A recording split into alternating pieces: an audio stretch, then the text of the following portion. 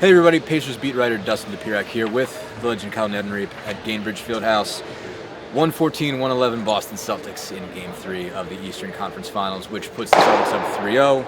And nobody's ever come back from 3-0 in the NBA. It's happened once in baseball, the Red Sox in 04, a couple times in hockey, but not many. Out of all of these series that have ever gone to 3-0, usually it ends up being a sweep. And a tough way for the Pacers to get there tonight. Obviously, Tyrese Halliburton was ruled out earlier today with the hamstring injury, hamstring soreness, I guess. And Pacers really played, at least in the first half, about as well as you could possibly ask them to with him out. And ended up fading in the end. Drew Holiday with a big sort of steal on Andrew Nembhard. But it really felt like this is going to be a disappointing one because they got so much of what they could ask for without Tyrese in the field.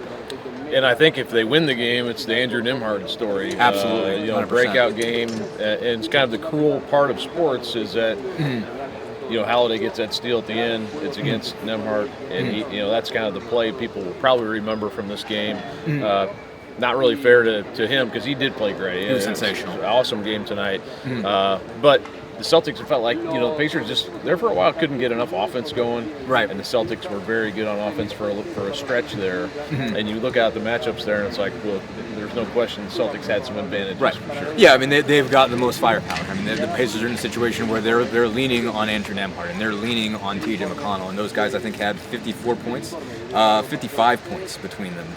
Nembhard 32, 12 of 21, 4 of 7 from 3. Hit some big-time shots in this game. I think he had 23 in the first half, but even in the fourth quarter when they were getting down to it, he had a couple of big ones that you were thinking, all right, Nembhard's got that look to him that he's going to splash one in a big situation. Obviously had the big three back in Game 3 against the Knicks, kind of really resuscitated them in that series, and so they didn't fall behind 3-0 in that game, in that deal. And McConnell had 23, Siakam had 22, Miles Turner had 22. Basically everything they wanted to go right in the first half really did, and then it slowed down. They had a hard time getting the same amount of pace, not finishing some things they were finishing in the first half. Never really got going for 3 at all in this game. Had a couple big ones. Andrew Nembhard had 4 of their 5. I didn't realize that until I just looked at this. Yes. They were 5 of 22 from 3. But it, obviously Celtics turned up their defense. They have a couple guys that can do that. Obviously Holiday. Really, you might think it's a foul, but it was a really special play. He had to get the steal. Really, I mean, and Nembhard kind of starts the contact there, and he manages to kind of brush it away. Drew Holiday's a major league defender. Derek White's a major league defender. The guys in general, it just seemed like to your point, like on defense and offense, those Celtics superstars kind of looked around and said, well, we're not letting this happen tonight, and they turned it up a notch. Yeah, and it's 3-0 now, and Dustin, Rick Carlisle comes in the press conference. He's very much like, we're not done fighting. We are fighting. We're fighting since Boston on Monday. What is that? Like you said, no one really does this. They don't come down. Sure. But what does this do for Game 4, do you think? What's their mentality? Well, it still means a lot. I mean, I think if you're the Pacers, again, I would say, my view was they've been playing with house money since they got in. They had to get in. That was the thing that had to happen. Once you won a series, you're like, okay, that's great. Basically whatever happens from here is gravy. And then you win another series. So it's basically everything is gravy on top of that. So if they win a game and don't get swept, that's something. And I think that's one of those deals where it's because they're not in a situation where, oh my God, if you get beat in this round, then it's a failure of a season. You might be more, attuned to maybe pack it in at this point. I mean, these guys aren't supposed to be here in the first place, and so it's just like if they can get a game off of Boston, that still matters. If they can come in here with a big crowd behind them, get Halliburton back. I don't know if he will or not. Obviously, at this point, they're going to be cautious with him. We'll see if he's able to go for Game 4. But if they get him back, I would not be surprised if you see enough momentum to carry them over to a game. And even if they go back to Boston and get beaten 5, they've still accomplished something. Right. I think that will be even one more thing that they can take with them into the offseason. And so I think obviously it was made a lot of sense for Rick Carlisle to come out really defiant, and he did. I think the line that he's trying to drive home was like, we are going to come after them. And I think he wanted to say that twice to make sure everybody got it, to make sure that got in. And I think he was obviously trying to put that face forward of saying, like, we're not going to go into this thing and just quit. We're not going to call it a day because no one else has ever done this.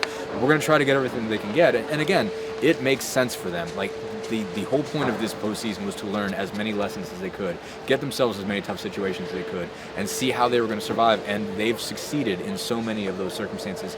Had some games, where they got crushed, where they did look like trash, came out the next day and played phenomenal. Basically looked terrible in Game 5 in New York, came back here and won, and then had just a spectacular Game 7 performance in New York, shooting 67.1% to set a record.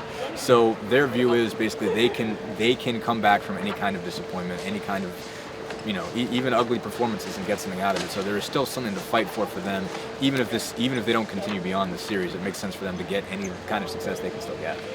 We had. I was going to ask you one more question here, because at the end of the game, they didn't call timeout. Sure. Yeah. I had some people in your mentions mine too, right. a little bit about, hey, why don't you call timeout? He kind of explained that. Why? Yeah. No, I mean, that's kind of Rick Carlisle's philosophy, and I think you can challenge that philosophy by saying it wasn't the time to do it. But his idea throughout the season has been just kind of put faith in players, but also he just believes, hey, this team is really, really good in transition. When we get a defensive rebound, we're going to run. We're not going to call timeout. We're not going to give them an opportunity to set their defense, especially with Boston having some great defenders. We're going to think that whatever I drop is not going to be as good as what the players can do on the fly, because they're that good of a transition team. The flip side of that is, I've seen a screenshot where there were 4 Boston defenders down when Indianapolis had the ball, and that maybe would have been the time to call the timeout and draw something up and say, well, this is not going to work in this scenario. So you can obviously kind of question that piece of it, but that has been his overall philosophy, and it has been based on the idea of mostly having Tyrese Haliburton as your point guard.